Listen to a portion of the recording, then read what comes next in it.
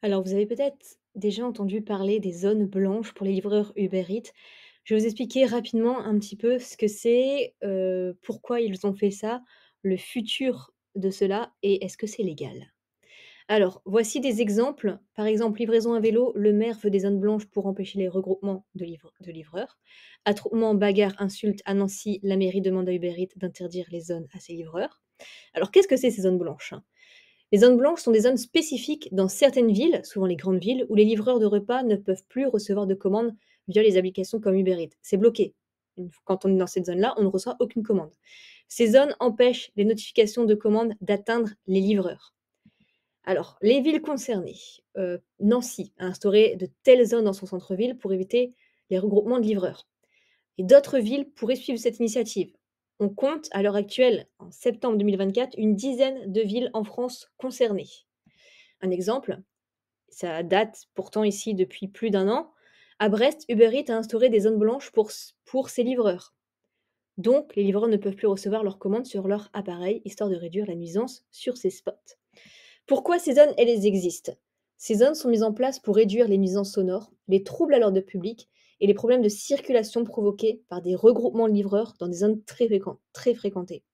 En fait, dans les grandes villes, parfois, les citadins, ils ont l'habitude de toujours commander, sauf qu'en fait, on a un livreur tous les 2 mètres qui vient, livrer, donc on ne peut plus.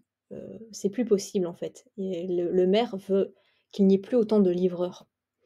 Alors, quel peut être le futur de ces zones? Il est possible que d'autres villes adoptent des mesures similaires, malheureusement, notamment si elles rencontrent des problèmes similaires d'ordre public liés aux livraisons de domicile. Donc, les autres grandes villes peuvent suivre. Au niveau de la légalité, est-ce que c'est légal de faire ça?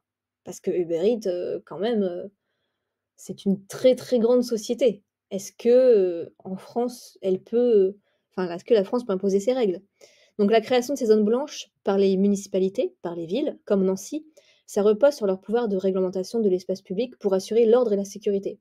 En fait, les maires, ils ont le droit de prendre des mesures pour limiter des activités qui génèrent des troubles à l'ordre public, comme les regroupements de livreurs causant des nuisances ou des violations du code de la route. En gros, trouble à l'ordre public, un maire a le droit d'interdire. Et ça, c'est assez général en fait finalement le terme trouble à l'ordre public. Ça peut être tout et n'importe quoi. Mais malheureusement, juste sur ça, il a le droit de faire un recours. Cependant, ces mesures doivent respecter la liberté de commerce et ne pas discriminer injustement une catégorie de travailleurs.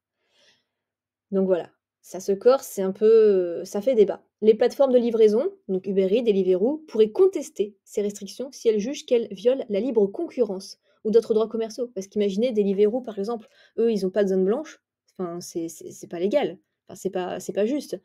Donc pour rester dans un cadre légal, ces zones doivent être justifiées par des motifs légitimes et proportionnés aux problèmes rencontrés, comme les nuisances ou la sécurité publique. Donc s'il y a vraiment des bagarres tout le temps, ça peut se justifier. Si, il y a juste, voilà, un peu trop livreur entre 19 et 20 heures, c'est peut-être pas justifié. Donc voilà un petit peu pour, la création de ces zones blanches qui viennent un peu partout, peut-être que ça se fera de plus en plus. Mais en province, voilà, ça m'étonnerait quand même qu'il y ait ce genre de cas. Enfin en province, quand je veux dire les plus petites villes. Ça va concerner, je pense, que les grandes villes.